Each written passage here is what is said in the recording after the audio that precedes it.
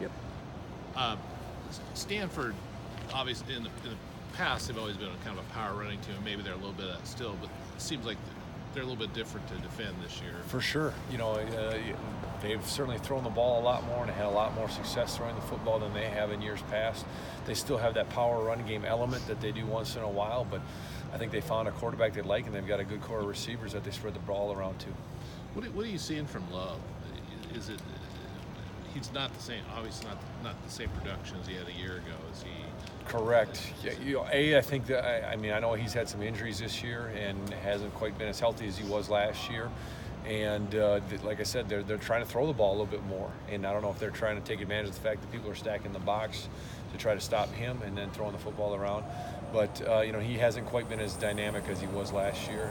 But he's still a very good and explosive player that we got to be able to count for. You'll pay attention to him. Hey, our guys should have wide eyes when he's in the game.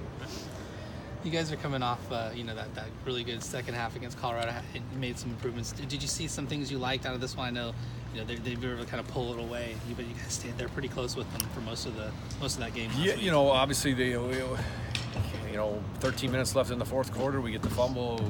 We scoop it up. We think we got a chance to score. At that point, it's a tie game, in the fourth quarter against USC, and we got momentum on our side, and so things could have changed right there. But, we just got to keep battling. We got to start better than we have.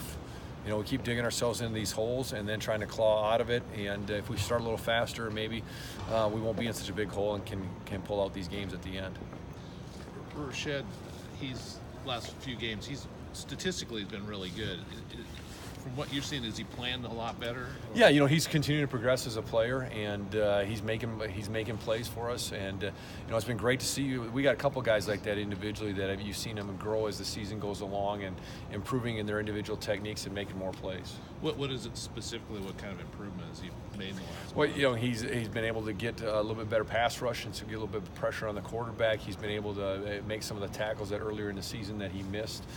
He's been a little bit better with his technique on the edge as far as taking on tight ends and tackles and being able to set the edge and come off and make plays for us. Yeah. Collectively, were you pleased with how your team's defense has kind of gotten better against Colorado and USC compared to maybe the last couple weeks before that? Yeah, we're slow, steady progress is what we're trying to get done, and we'd like to have a little bit more jump in our improvement. And if we can eliminate some of the big plays, the big runs that SC had, and a couple even the big pass plays, that would go a long ways in helping us to have the kind of success that we have. If a team, they score like USC did on the first drive, we may have to go 19 plays on the first drive. They earned it. If they can go 19 plays and keep it going, they earned it. And if we can make them do it that way, then I think we're playing good defense. It's when they get the one-play drives or the big 60-yard, 70-yard runs or passes. Those are the kinds of plays that we've got to eliminate. Upon further review, is there anything that's maybe going to, not being able to get off the field, getting that third down stop, and then maybe that long run is at the end of a, long drive that kind of tires the guys out a little bit? Well, there's not one thing, unfortunately, that we could just focus in on that. SC broke a bunch of tendencies on third down. They ran the ball 4 times on 3rd and 7+, which they had 0 rushing attempts prior to that in the games that we had taken a look at. And so being aware, that because our rush defense has not been as strong as we'd like it to be, that teams are maybe trying to take advantage of and run the ball in those obvious passing situations. Speaking of that, Stanford this on tap for this weekend, they've always kind of been that run-first team. They passed a little bit more this year. How much of a challenge is it going to be for a team that can kind of bring a lot of linemen in and run right at you? Yeah, they certainly have that in their package. We're going to see more personnel groups from Stanford than probably any other team that we face this season. They change up personnel constantly, and you have to be ready to play what I call big boy football with 3 and 4 tight ends out there, a fullback out there, and then they're also going to be able to spread you out and put 3 wide receivers out there. And so we got to adjust and adapt to whatever game and style that they want to play. You've had 4 freshmen play pretty much the entire season. What sort of improvement have you seen from them from that first game to now? Oh, you see a bunch. Those guys early on, they were pretty wide-eyed and wet behind the ears and trying to figure it out. And now we got some of those guys are playing some of our better football for us on defense. Matthew Tago's one example. He's playing really well right now for us at outside backer. Isaiah Tufaga, at inside backer.